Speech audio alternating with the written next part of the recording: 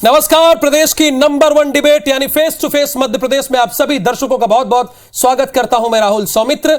Bishop PC Singh के काले कारनामों के साथी या तो जेल में है या भागे हैं, लेकिन बिशप को किसका संरक्षण था, जनता के सामने उसका चेहरा लाना भी जरूरी है। जरा सोचिए, जिस प्रदेश में धर्मांतरण को लेकर देश में सबसे कठोर कानून हो, उसी प्रदेश में पीसी सिंह के लिए धर्म परिवर्तन कराना एक उपलब्धि थी। इस मामले पर आज सत्ता पक्ष और विपक्ष दोनों आमने सामने हैं। सत्ता पक्ष का मानना है कि बिशप कांग्रेस के शासनकाल में फला फूला, तो वही कांग्रेस का यह कहना है कि 18 साल से भारतीय जनता पार्टी कर क्या रही थी। यानी इनके बयानों को आधार मान लें तो पीसी सिंह को राजनीतिक संरक्षण तो मिला हुआ था। तो बहस को आज हम आगे बढ़ाएंगे और आज बहस का जो विषय है धर्मांतरण सियासत शरणम, इसी विषय पर हम बहस कर रहे हैं। हमारे साथ 3 बड़े खास मेहमान हैं, उनसे बातचीत करेंगे, बल्कि 4 हैं हमारे साथ मेहमान। विकास बोंद्रिया जी हैं जो कि भारतीय जनता पार्टी के प्रवक्ता हैं। अजीत भदौरिया जी हैं, बहुत स्वागत अजीत जी आपका। और एडविन लाल जी हैं जो कि special attorney church of India के हैं। इन्होंने बेनकाब करने का काम किया, लगातार लड़ रहे थे। और बिशप मनोज शिमला जी हैं नागपुर डायोसिस के। आप तीनों मेहमानों का बहुत स्वागत, चारों मेहमानों का। और अब इसी पर करते हैं एक बहस, लेकिन उसके पहले एक रिपोर्ट। बड़े स्तर पर गड़बड़ियां और धोखाधड़ी सामने आई है और इसलिए धर्मांतरण और अन्य गैर कानूनी काम इस ट्रस्ट के माध्यम से चर्च ऑफ नॉर्थ इंडिया के वो तो नहीं किए जा रहे। चर्च ऑफ नॉर्थ इंडिया की जबलपुर डायोसिस के बिशप पीसी सिंह का घर जब ईओडब्ल्यू की छापेमारी कार्रवाई में अकूत दौलत उगल रहा था, तब सीएम शिवराज सिंह चौहान ने इस ब्लैक मनी का इस्तेमाल धर्मांतरण में होने की आशंका जताई थी। सीएम के निर्देश पर ईओडब्ल्यू की इंटेलिजेंस विंग बिशप के मिशन धर्मांतरण की जांच कर रही है, जिसमें जो बातें सामने आ रही है उसने सबको चौंका दिया है। पता चला है कि बिशप पीसी सिंह की सरपरस्ती में जबलपुर डायोसिस धर्मांतरण करवा रही थी। सीएनआई जबलपुर डायोसिस की वेबसाइट में धर्मांतरण को उपलब्धि बताकर जो जानकारी दर्ज है, उसे देखकर समझा जाता है कि प्रदेश के महाकौशल और विंध्य अंचल के आदिवासी बाहुल इलाके बिशप के निशाने पर थे। जबलपुर डायोसिस के बिशप पीसी सिंह की सरपरस्ती में हुए धर्मांतरण के खेल पर सियासत भी गर्मा गई है। बीजेपी विधायक अशोक रोहाणी ने दावा किया है कि बिशप कांग्रेस की पिछली सरकारों में फल फूल रहा था। इधर जबलपुर से ही कांग्रेस विधायक विनय सक्सेना ने पलटवार किया कि बिशप पीसी सिंह इतने काले कारनामों में शामिल था, तो आखिर सरकार बीते 18 सालों से क्या कर रही थी। लंबे समय तक कांग्रेस ने शासन चलाया और उसी समय फले फूले और भाजपा में उन पर उनका खुलासा किया। पिछले 18-20 साल से हो क्या रहा था? या तो गलत काम नहीं हुए हैं, सरकार मिली थी, या अब सरकार का पैमाना पूरा नहीं हो रहा, सरकार जो उनसे चाहती है वो पूरा नहीं कर पा रहे थे। कहीं ना कहीं कुछ ना कुछ तो है गड़बड़, जिसकी उच्च स्तरीय जांच होनी चाहिए। बिशप के मिशन धर्मांतरण की जांच कर रही ईओडब्ल्यू की इंटेलिजेंस विंग धर्मांतरित हुए दलितों और आदिवासियों से भी संपर्क साध कर उनके बयान दर्ज कर रही है। हालांकि इस बेहद संवेदनशील मामले पर अधिकारी फिलहाल कुछ बोलने से बच रहे हैं, लेकिन माना जा रहा है कि सीएम के सख्त तेवरों के बाद धर्मांतरण की फैक्ट्री चला रहे बिशप पीसी सिंह पर और कड़ी कार्रवाई हो सकती है। सवाल ये भी है कि आखिर इतने लंबे समय से बिशप पर कार्रवाई क्यों नहीं हुई और आज इस मुकाम तक उसके पहुंच जाने में और कौन कौन उसके हिस्सेदार हैं। विजेंद्र पांडे, IBC 24, जबलपुर। तो face to face Madhya Pradesh का एक नियम है, हम पहले मेहमानों को 2-2 मिनट का वक्त देते हैं। हमारे साथ 4 खास मेहमान तो जुड़े हुए हैं। सवाल यही है कि एक बिशप देखते देखते करोड़पति से अरबपति बन गया, धर्म परिवर्तन कराता रहा, क्या यह बिना राजनीतिक संरक्षण के संभव है? पहला सवाल विकास बोंद्रिया जी आपसे ही है, आपका समय शुरू हो रहा है सर। देखिए, मध्य प्रदेश में कोई भी व्यक्ति किसी भी तरह की गड़बड़ी करता है, वो प्रशासनिक हलकों में हो या सोसाइटी के माध्यम से हो, उसके ऊपर सरकार सख्त है। सरकारी एजेंसियां, जांच एजेंसियां लगातार कार्रवाई कर रही हैं, ऐसे लोगों के ऊपर पकड़ कर रही हैं और उनको कठोर सजा दी जाए। इस मामले में भारतीय जनता पार्टी सरकार का राजनीतिक मोटिव बड़ा स्पष्ट है, सख्त है। माननीय शिवराज जी अलग अलग वक्तों पे अपने बयानों के माध्यम से प्रशासनिक हलकों को इस मामले में ताकीद भी करते रहे हैं और लगातार कार्रवाइयाँ हो रही हैं। अगर बिशप ने कोई भी इस तरह की सोसाइटी में स्कूल चलाने वाली शिक्षण संस्था में गड़बड़ी की थी, उसके ऊपर सरकार ने कार्रवाई की। उसके कारण जो चीज़ें आई उस मामले में उनकी शिक्षण सोसाइटी की अपेक्स लोगों ने भी उसको कार्रवाई करते हुए तब हटाया है। धर्मांतरण के मामले में भी सख्त जाँच की जा रही है। जहाँ जहाँ जो इंसिडेंट पकड़ा जाएगा उसकी जिम्मेदारी उन बिशप साहब की होगी। हम चाहते हैं कि सब सौहार्द रूप से मध्य प्रदेश में आगे बढ़ें, लेकिन किसी का कोई शोषण करता है, वो धार्मिक शोषण हो, शिक्षण संस्थाओं के माध्यम से शोषण हो, तो उसे बख्शा नहीं जाएगा। चलिए, अच्छी बात है, समय का पालन किया और समय से पहले अपनी बात को खत्म कर दिया विकास बोंद्रिया जी। हम मेहमानों को पहले 2-2 मिनट का वक्त देते हैं। अजीत भदौरिया जी, आपसे भी यही सवाल है कि क्या बिना राजनीतिक संरक्षण के ये संभव है? बिल्कुल नहीं है राहुल जी, आपका बहुत अच्छा सवाल है। आप देखेंगे कि 19 वर्ष हो गए मध्य प्रदेश में भारतीय जनता पार्टी की सरकार को, 18.5-19 साल के बीच में। आप देखेंगे जिन लोगों पे 3 डंपर थे वो आज 3.5, 4 हजार मिलियन की कंपनी बन गए, बिलियनियर बन चुके। ये माफिया, जिन माफियाओं पे आदरणीय कमलनाथ जी ने 15 महीने की अल्प शासन काल में कार्रवाई की थी, वो देखिए आज उनके ऊपर फिर फल फूल रहे। तो पूरा जितना माफिया राज है मध्य प्रदेश में वो भारतीय जनता पार्टी और शिवराज सिंह जी के संरक्षण में फला फूला है। आप चाहे रेत माफिया देख लीजिए, शराब माफिया की तो ये स्थिति हो गई है आदरणीय राहुल जी कि इनकी पूर्व मुख्यमंत्री बिचारी को घर त्यागना पड़ रहा है कि वो जंगल में रहेंगी, टेंट में रहेंगी, पर छत के नीचे नहीं रहेंगी। ये स्थिति है। परंतु मध्य प्रदेश की सरकार और शिवराज सिंह जी के ऊपर माफिया राज इतना हावी हो चुका है कि उनको कानों पे जू तक नहीं रेंग रही। ये स्थिति आप देखिए, भारतीय जनता पार्टी के नेता इतना बड़ा धर्मांतरण हो रहा है, धर्मांतरणता की बात करते हैं, सांप्रदायिकता की बात करते हैं, परंतु उनको बीच जबलपुर जैसे बीच महानगर में, बीच शहर में इतना बड़ा रैकेट चल रहा था, उसके ऊपर कोई नजर नहीं गई। कितना 18 साल से कितनी अरब अकूट संपत्ति इकट्ठी कर ली गई। धार्मिक स्वतंत्रता इस देश में मौलिक अधिकार है आदरणीय राहुल जी। हमारा संविधान कहता है धार्मिक स्वतंत्रता का अधिकार सबको है। आप परंतु किसी को दबाव में कोई भी धर्म अपनाने की ना तो हमारा संविधान और ना हमारा समाज ये इजाजत देता है कि किसी को भी जबरदस्ती किसी भी धर्म को अपनाने के लिए बाध्य किया जाए। परंतु आप देखेंगे भारतीय जनता पार्टी की सरकार में कानून तो दिखाने को बन जाते हैं, इवेंट हो जाता है उन कानूनों के नाम पर। चलिए, कानून तो दिखाने के लिए बन जाता है लेकिन उनका पालन नहीं होता, ये कांग्रेस का कहना है। और एडविन लाल जी हमारे साथ हैं जिन्होंने इस पूरे मामले से पर्दाफाश किया, सच सामने लाने के लिए कई सालों से लड़ते रहे। एडविन लाल जी, मेरा भी आपसे वही सवाल है कि क्या ये धर्मांतरण का जो मुद्दा है, ये जो बिशप जब करते हैं इस तरह की चीजें, तो क्या बिना किसी के राजनीतिक संरक्षण के संभव है क्या, जब इतना कठोर कानून है?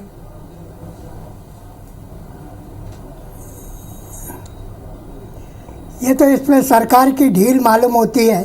जब इतने समय से पीछे से इतने धर्मांतरण का कार्य कर रहा है तो अभी तक ये बचता कैसे रहा? हम तो लगातार इसके खिलाफ शिकायत करते चले आ रहे हैं। सन 70 से इनके ऊपर हम कई बार शिकायतें करी गई मगर अभी तक कोई ध्यान नहीं दिया। अब आप जब पीसी सिंह को अरेस्ट कर लिया गया है तब ये सारी बातें धर्मांतरण और ये ज़माने की बातें निकल रही। अभी तक कानून था तो अभी तक क्यों नहीं अरेस्ट हुआ? और हम तो ये चाहते हैं कि इसके ऊपर ये धारा भी जोड़ के और इसको जेल से ना निकलने दिया जाए, इसको कठोर से कठोर सज़ा दी जाए। और भी जबलपुर के अंदर मिशनरी के मेथोडिस्ट वाले भी इसी तरह का धंधा कर रहे हैं, उनके ऊपर भी कार्रवाई करने की हम मांग कर रहे हैं आप लोगों से कि सरकार जल्दी से जल्दी मेथोडिस्ट के ऊपर भी कार्रवाई करे। ये लोग भी बहुत ज़्यादा ज़मीनें वगैरह बेच के अपना अटूट संपत्ति पैदा कर रहे हैं, जब इनको अधिकार नहीं है। मिशनरी की ज़मीन को बेचने का किसी को भी अधिकार नहीं है, केवल उसको डेवलप करिए, स्कूल खोलिए, कॉलेज खोलिए और समाज की सेवा करिए, इसके लिए ज़मीन सुरक्षित रखी गई है। ये नहीं कि आप बेच के अटूट संपत्ति कमाएं। और धर्मांतरण का मामला है, हमारा एक बार फिर कहना है पीसी सिंह को कठोर से कठोर सज़ा दी जाए और एक धारा और बढ़ाई जाए और वो जेल से न छूटे।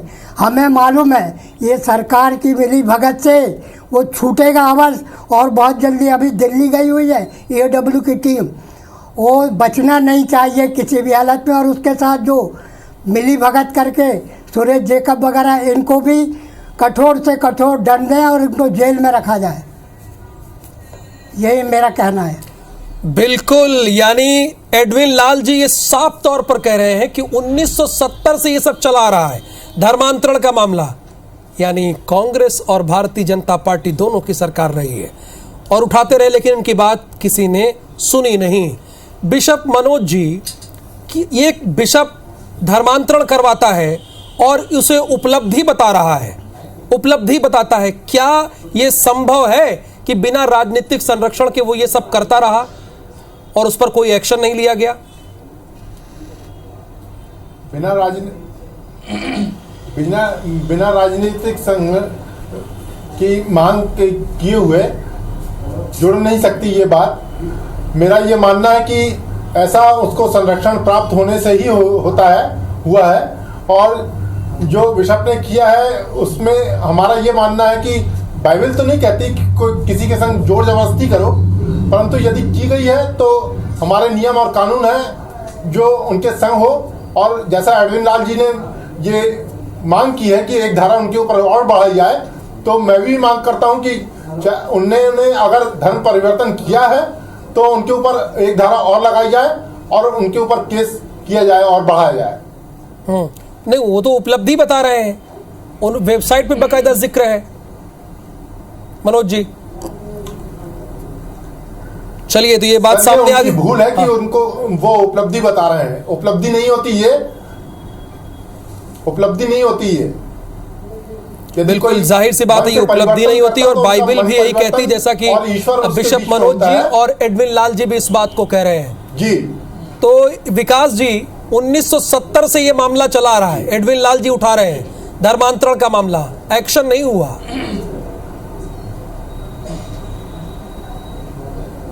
देखिए, अब ये तो जांच का विषय है कि कब कब बिशप पीपी सिंह ने ऐसे करतूतों को अंजाम दिया, वो साफ सामने आ जाएगा। लेकिन मैं इतना कह सकता हूं कि सरकार तक जब ये सूचनाएं पहुंची, जांच टीमों के माध्यम से भी खबरें आई कि किस तरह से वहां पे कैश का दुरुपयोग किया जा रहा था, नगद राशि का दुरुपयोग किया जा रहा था, तो सरकार ने ये आप तो ये कह रहे हैं, कांग्रेस तो ऑन एयर कह दी कि आपका चेतावनी भी दी। सर कांग्रेस, अजीत जी ने साफ ये बोल दिया कि संरक्षण आपका। बिल्कुल, मैं खंडन करता हूं।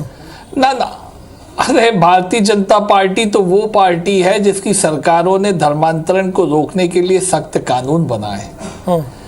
कांग्रेस तो उससे कुपित होकर कोई भी राजनीतिक आरोप लगा सकती है। मैं दूसरी बात कह रहा था, जो एडमिन लाल जी कह रहे थे कि बिशप से जुड़े हुए अन्य साथी हैं, जो पीयूष हैं या सुरेश जैकब हैं, इनके ऊपर सख्त कार्रवाई हो। आप देखिएगा आज भी उनकी जमानत नहीं हो पाई है, विशेष कोर्ट ने उनकी जमानत याचिका को खारिज किया है। इसका मतलब है कि सरकार और सरकार की एजेंसियों की और वकीलों की टीम पुरजोर ताकत से क्या क्या गड़बड़ें हुई हैं इसको कोर्ट में रख रही है। तब कोर्ट ने मेरिट के आधार पे जमानत के आवेदनों को निरस्त किया है। तो मुझे तो इसके बाद में हाथ कंगन को आस ही क्या, भारतीय जनता पार्टी की सरकार किस ढंग से काम कर रही है जनता को स्पष्ट है। कांग्रेस कछुआ आरोप लगाती रहे, अजीत जी कह रहे हैं कि हमारा संरक्षण तो था ही नहीं, आरोप लगाने को हमारा संरक्षण तो था ही नहीं। जी शराब की बात करने लगती है। अजीत जी 20 साल से मैंने आपको बताया कि 19 साल से सरकार है और 18 वर्ष से एक व्यक्ति मुख्यमंत्री है। अगर इस तरीके के प्रदेश में और किसी महानगर में, किसी छोटे कस्बे में या सुदूर जंगली इलाके में नहीं हुआ, महानगर में हुआ, सबके संरक्षण में। एडविन लाल साहब बता रहे हैं कि वो लगातार घूमते रहे, शिकायतें करते रहे, कहीं कोई सुनवाई नहीं। भारतीय जनता पार्टी तो आदरणीय राहुल जी इस तरीके के तत्वों को अपनी राजनीतिक रोटियां सेकने के लिए, संरक्षण देने के लिए प्रसिद्ध है। क्या चाहे आप हरियाणा के राम रहीम को देख लीजिए, राम रहीम ने धर्म के नाम पर कितना बड़ा काले कारनामे किए, और हरियाणा का चुनाव आता है, राम रहीम को पैरोल दे दी जाती है। अब आदमपुर का उपचुनाव आया हरियाणा के अंदर विधानसभा का, राम रहीम को पैरोल दे दी गई। भैया ये पैरोल क्यों दे दी जाती है? राम रहीम को क्यों दे दी जाती है? अब मैं तो इस कांग्रेस पार्टी इसका विरोध करती है कि आप बार बार जब चुनाव आते हैं हरियाणा में, आप राम रहीम को, यही बिशप के साथ करेंगे। जब मध्य प्रदेश में चुनाव आएंगे, बिशप को किसी ना किसी तरीके से रिलैक्सेशन मिल जाएगा। जिस दिन चालान पेश होगा, एडविन लाल जी से मैं आग्रह करूंगा, सर आपको बोल दिया एडविन लाल साहब, आपने इतनी लड़ाई लड़ी, जिस दिन चालान पेश हो उस चालान की कॉपी भी आप लाके सबके सम्मुख रखना। तो एक बार में जब कोई रुकेगा तो ही मैं बोल पाऊंगा ना। तो क्या भारतीय जनता पार्टी जवाब का मतलब उनके रुकने का इंतजार करेगी? कानून कौन लाया साहब? नहीं, अरे आप मुझे मौका देंगे ना, मुझे तो ठीक है सर, बोलिए। मुझे विश्वास है, भरोसा है, इसलिए मैं रुकाऊंगा। मैं बड़ी स्पष्टता से कह रहा हूं कि धर्मांतरण का कानून आखिर किसने बनाया, उसको सख्ती से लागू कौन कर रहा है, और आज जब जांच चल रही है तो वो सख्त ढंग से आगे हो, जमानत तक ना हो, सजा तक हम लेके जाएं, ये कार्रवाई कौन कर रहा है? आखिर भारतीय जनता पार्टी की सरकार कर रही है। और अजीत भाई आप तो बताइए ना, सन 70 का हवाला दे रहे हैं अजीत जी, आपकी सरकारें कितने साल रही हैं? क्या आपको नहीं मालूम कि लगभग इसमें से 28 से 30 साल आपकी सरकार रही है? ठीक है अजीत जी, 28 से 30 साल आपका शासनकाल रहा, क्या किया आपने? केवल लगाने को मत ठीक है विकास जी, ये बताइए आप, क्या आपने धर्मांतरण के खिलाफ कानून बनाया? क्या आपने पब्लिक डिस्कोर्स बनाने का अजीत जी कभी प्रयास किया धर्मांतरण के खिलाफ? कांग्रेस पार्टी ने कानून से, संविधान से हटके जिसने भी काम किया उसको सजा दी है, उसके खिलाफ कड़ी से कड़ी कार्रवाई की है।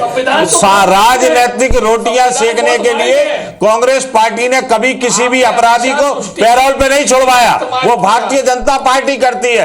एडविन लाल साहब बताएंगे कि कितनी जगह वो आवेदन लेके घूमे इस 20 साल में, कितना परेशान हुए। ये जो संपत्ति, अकूट संपत्ति है, ये बहस जारी है 18 साल और ये भी बहस के बाद जानेंगे। अगर कोई स्वेच्छा से अपना धर्म परिवर्तन करता है तो इसकी अनुमति कानून भी देता है, लेकिन दबाव बनाकर, लालच दिखाकर, उपलब्धि बताकर अगर कोई कर रहा है तो ये अपराध है। एडविन लाल जी, आप तो ये लड़ाई 1970 से लड़ रहे हैं, तो क्या उस वक्त आपने उस सरकार, तत्कालिक सरकार पर भी बताया, उनके संज्ञान में लाया इस मामले को?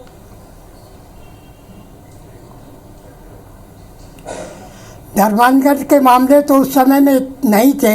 ये अभी जब से ये CNI बनी है 70 में, तब से ये इन लोगों ने ज़्यादा ये धंधा फैला के रखा है, क्योंकि इनके पास ज़मीनों का, संपत्तियों का टाइटल नहीं है, और ये फर्जी तरीके से मिली भगत करके ये ज़मीनों को बेचा गया। मुझे एक बात बताइए, जिस संपत्ति का टाइटल नहीं है उसको रजिस्ट्री कैसे कर रहा है?